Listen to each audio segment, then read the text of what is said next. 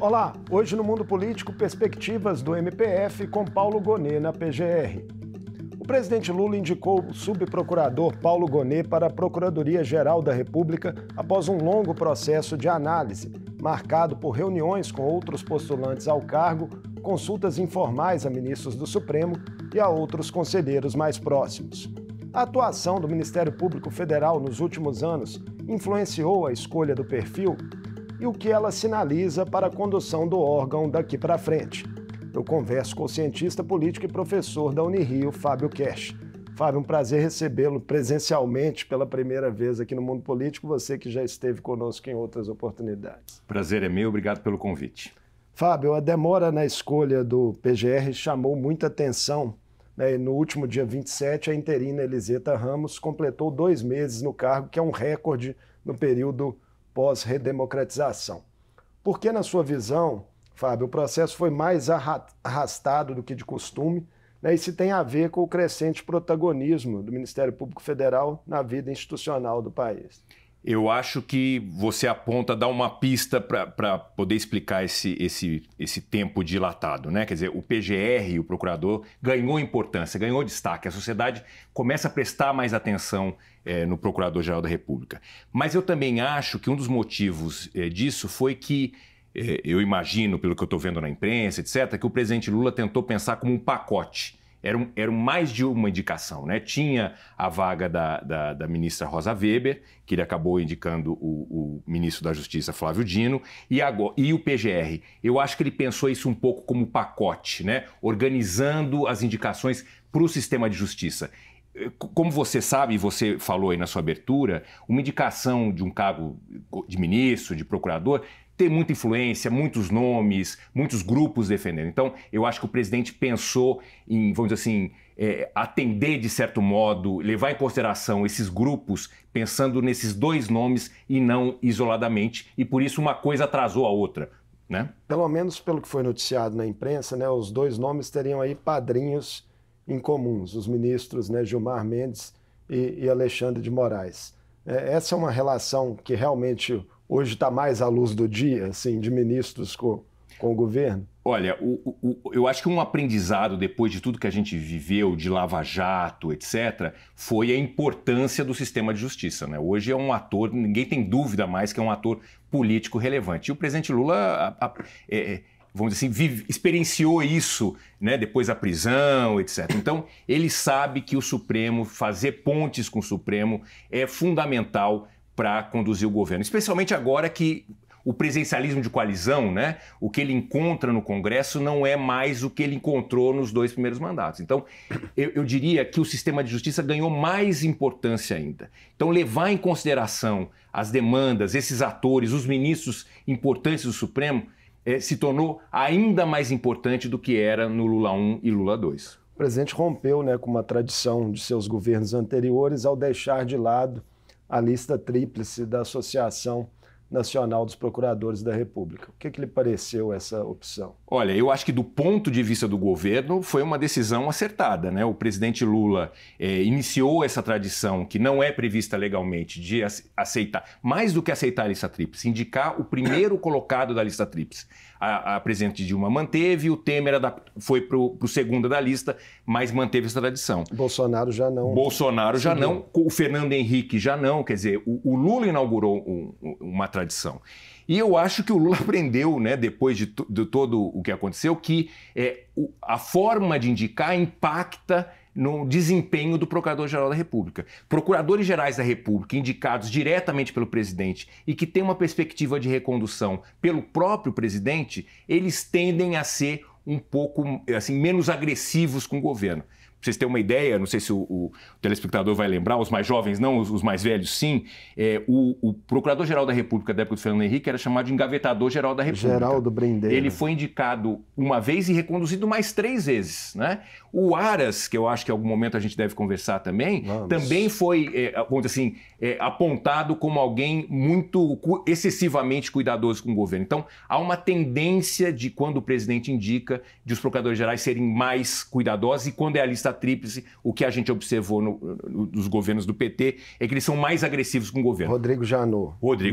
Ou seja, o Lula aprendeu, né? O Lula viu, né? Ele foi lá durante os 8 anos de mandato, ele respeitou a lista tríplice, a presidente Dilma respeitou a lista tríplice e a consequência todos nós conhecemos. Então, eu acho que é um aprendizado por parte do presidente Lula que não dá também para deixar tão solto, vamos dizer assim, o Procurador-Geral da República do ponto de vista do governo. Você citou Augusto Aras, né? A imprensa noticiou que no fim da gestão do ex-procurador-geral, nomeado por Bolsonaro, setores do governo chegaram a cogitar até mesmo uma recondução de Aras a partir de movimentos também dele próprio, né? do então PGR, que também procurou estabelecer algumas pontes com a nova gestão do Planalto. É algo que fazia, na sua análise, algum sentido diante do saldo da antiga gestão, se cogitar Aras para o cargo? Olha, o que eu acho é que o Aras, assim, do ponto de vista do Aras, fazia sentido essa aproximação. Por quê? O que o Aras, o cálculo? Quem era o dono da caneta? O dono da caneta foi o Bolsonaro durante 4 anos. O Aras, de certa forma, se aproximou do Bolsonaro. Quando o Lula ganha a eleição, a posição do Aras, inclusive, mudou, né? Ele ficou muito combativo em relação aos ataques de 8 de janeiro, etc. Ou seja, porque ele tentou agradar aquele que ganhou a caneta. Eu acho que podia, assim, eu acho que não fazia sentido, vamos dizer assim, do ponto de vista de sinal que o governo ia dar, né? O presidente Lula indicar o Aras seria um sinal muito ruim. O Aras ficou muito associado ao governo Bolsonaro. Agora, o que eu estou chamando a atenção, quero chamar a atenção aqui, que a forma de indicação é importante, né? Essa forma de indicação que o presidente indica, o Senado aprova, mas o presidente pode reconduzir, estimula que o PGR leve mais em conta os interesses do próprio governo. E o Lula, o presidente Lula está fazendo isso. Aras, para muitos analistas, né, cometeu algumas omissões ao longo do seu mandato. Você concorda com essa colocação? Eu concordo, ele cometeu várias omissões, né?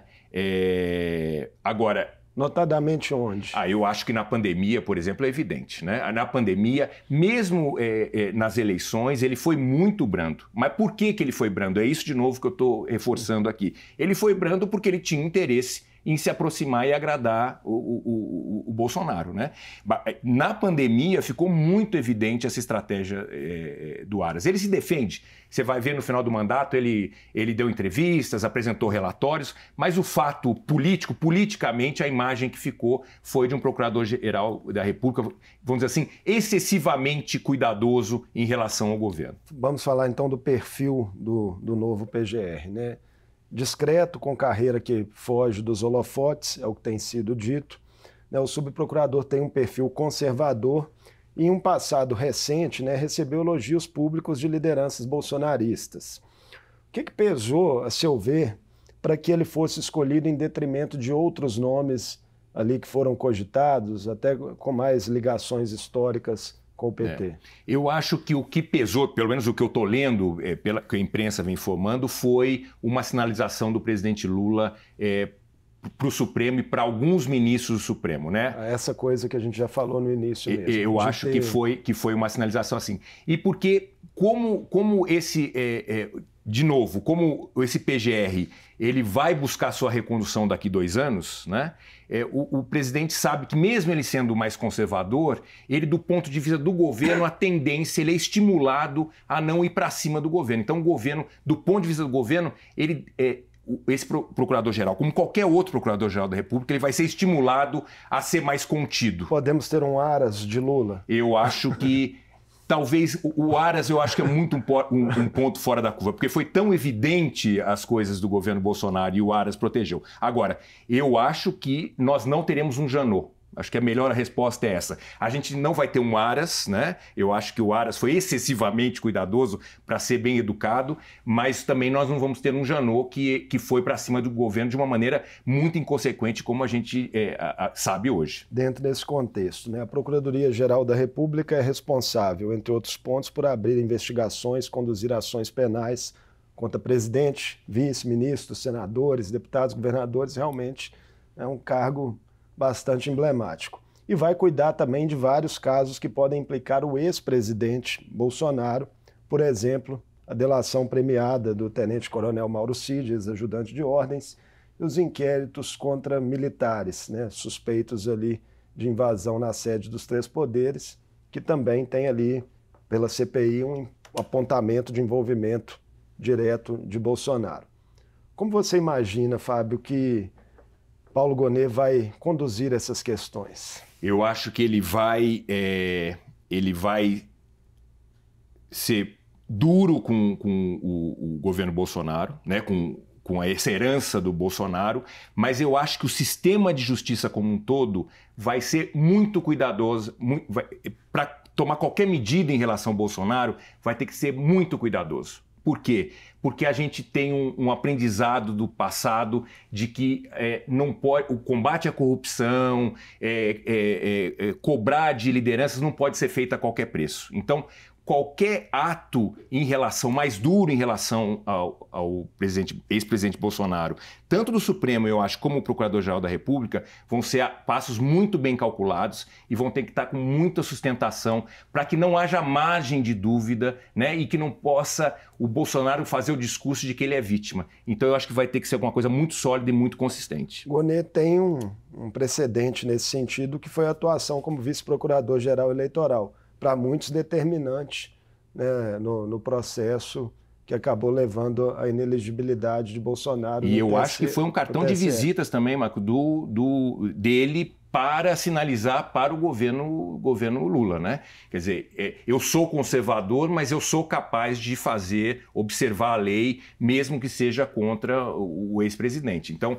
ali ele deu o sinal do que pode ser o mandato dele, mas ele também, eu acho que sinalizou para o governo, para os petistas, etc., que ele pode sim desempenhar o papel de procurador-geral, inclusive em relação ao Bolsonaro. Como é que você vê o papel da PGR, né, do Ministério Público como um todo, num contexto em que estamos vendo um certo tensionamento na relação entre outros poderes, né, entre o Legislativo e o Judiciário, por exemplo?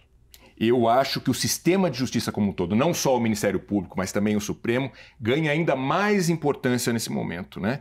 Como é que durante muito tempo, o que imperava no Brasil, né, o que ouvíamos, era o que a gente chama de presidencialismo de coalizão. Uma relação do Executivo com o Legislativo, por mais críticas que a gente tenha, relativamente estável, previsível, etc.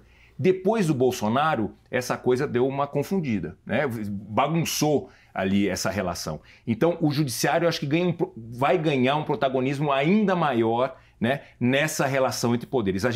Eu diria que o velho morreu, mas não foi posto nada no lugar. Então, o Supremo tende a ser um ator importante para manter a estabilidade da República. Por isso que eu acho que o presidente Lula tomou muito cuidado para indicar, mesmo com todos os pedidos, né, de mulheres, negros, etc., ele ainda preferiu focar, priorizar, eu diria, a governabilidade, mesmo que fosse em detrimento de um elemento de representatividade. Importante você tocar nesse ponto, que é uma das coisas que eu tinha separado para a nossa conversa, né? A questão da pouca diversidade, que é lembrada também no Ministério Público Federal, tal qual em outras instâncias de poder. Os procuradores são, em sua maioria, Fábio, homens brancos com visão de mundo conservadora, uma carreira que é tida como altamente elitizada.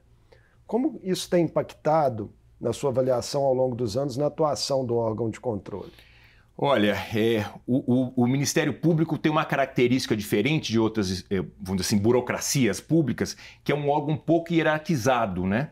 Cada promotor, cada procurador, no caso do Ministério Público Federal, tem muita autonomia mesmo em relação à sua chefia. Então é muito difícil, vamos assim, você criar as prioridades,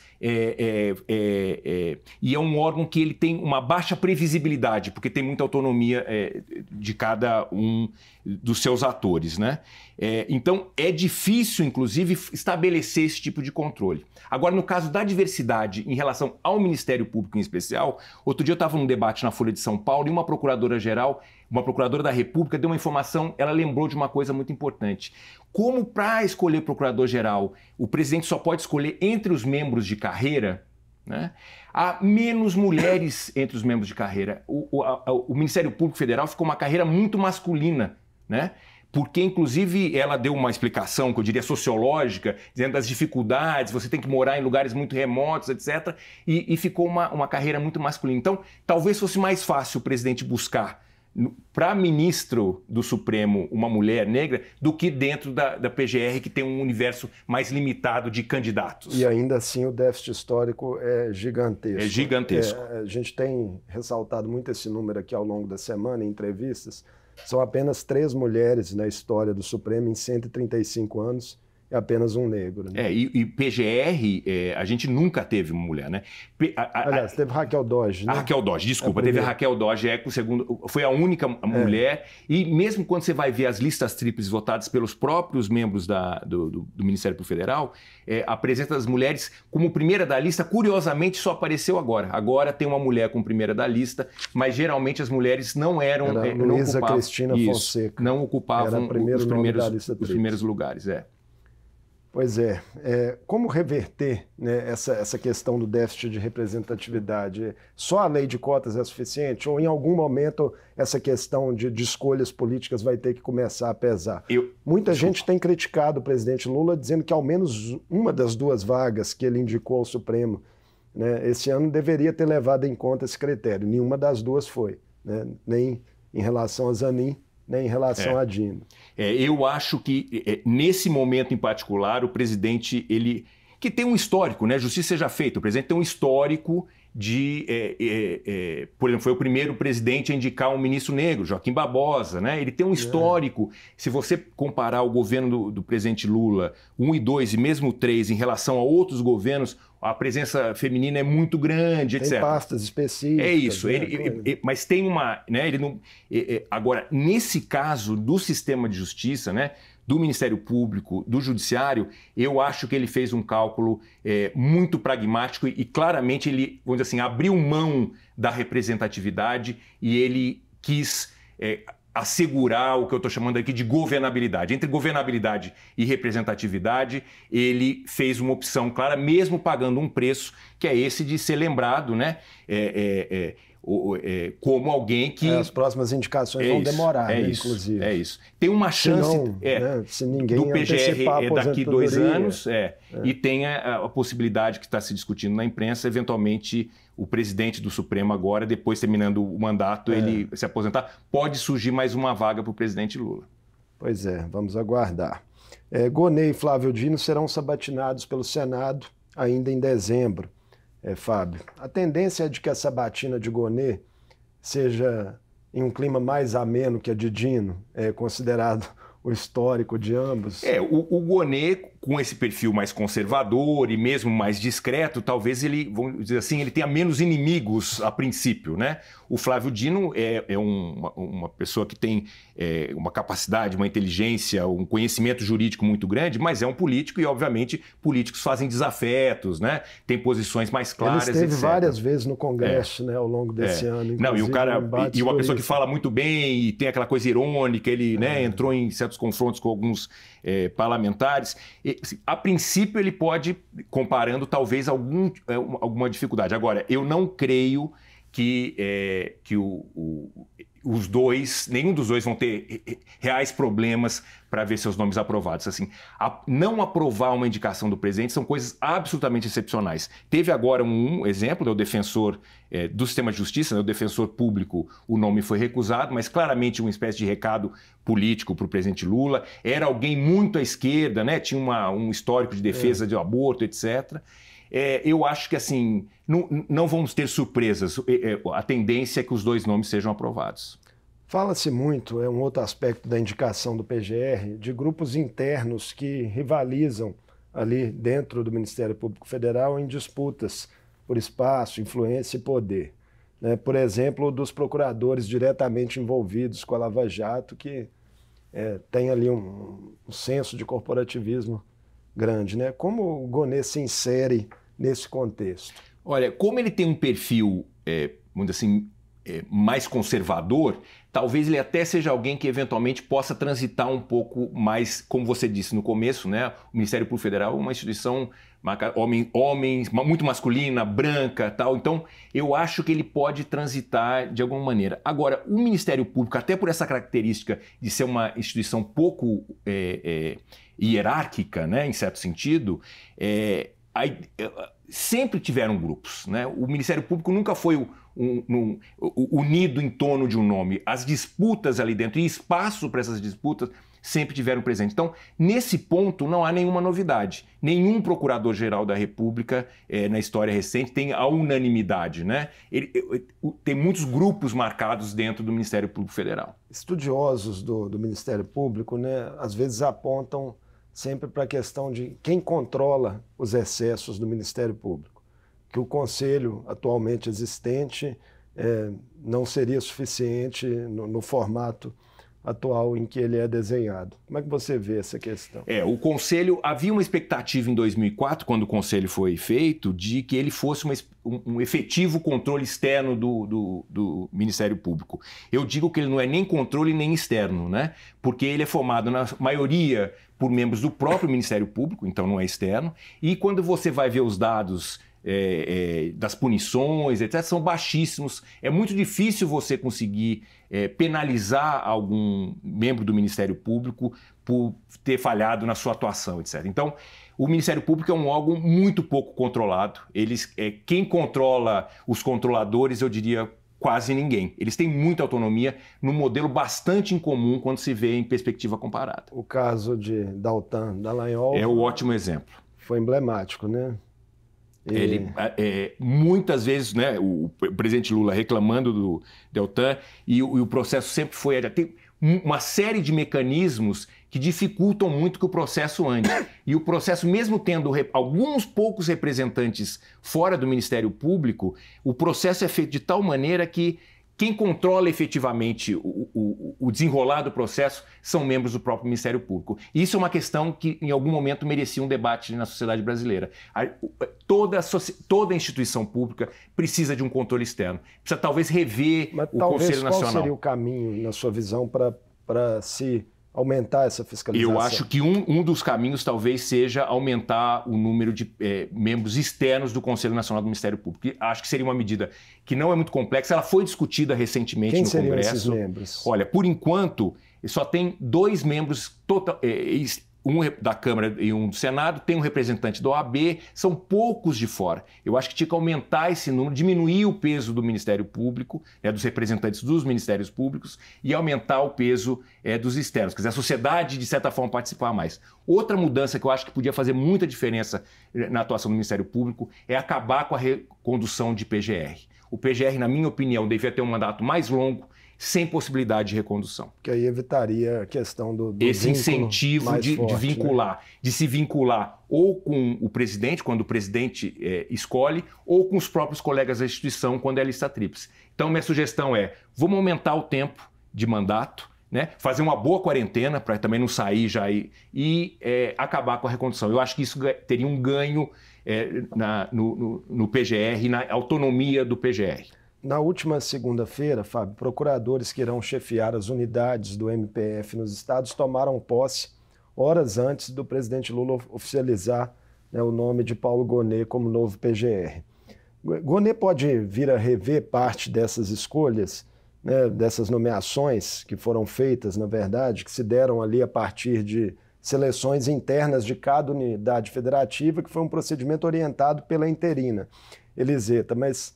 já está noticiado na imprensa que Gonet tem a prerrogativa de mudar se quiser, mas na dinâmica da instituição, isso acontece? Eu acho que, assim, eventualmente ele pode fazer mudanças pontuais, mas eu não acredito que o novo Procurador-Geral da República, que inclusive não foi eleito pelos pares, né, uma bandeira deles, vá fazer alguma coisa muito agressiva e rever profundamente a estrutura, os cargos, as indicações. Eu acho pouco provável. Houve um incômodo específico ali no Distrito Federal, parece com a indicação de uma procuradora que tinha laços com o bolsonarismo, mais claro. Como eu falei, eu acho que pontualmente ele pode fazer algumas mudanças. Eu não acredito em alguma coisa profunda mudando radicalmente. Eu acho que algumas mudanças sim podem acontecer. Esses cargos nos estados também têm peso estratégico para o governo? Para o governo tem, mas não diretamente para o presidente. Porque o monopólio da ação criminal, né, contra o presidente, o vice-presidente, os parlamentares, os governadores, etc., está na PGR.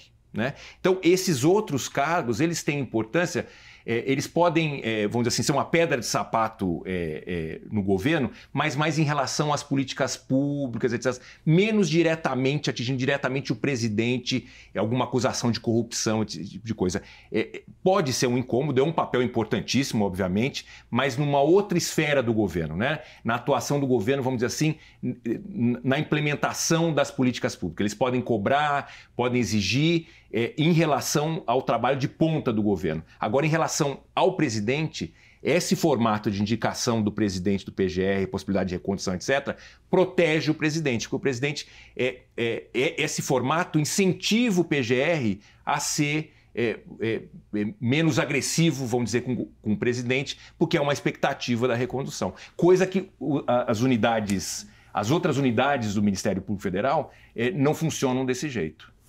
Fábio, muito obrigado por essa conversa conosco aqui no Mundo Político, presencial, nos ajudando aí a entender os desafios que a PGR tem pela frente sobre a presidência de Paulo Gonet. Eu que agradeço, espero ter esclarecido alguns pontos. Obrigado. Com certeza.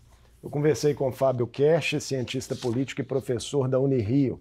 Falamos sobre as repercussões e os impactos da indicação do subprocurador Paulo Gonet para a Procuradoria-Geral da República, os fatores que pesaram na escolha do presidente Lula, o jogo de poder no Ministério Público Federal e as perspectivas da atuação do órgão nos próximos anos. O Mundo Político fica por aqui. Obrigado por nos acompanhar e até o próximo programa.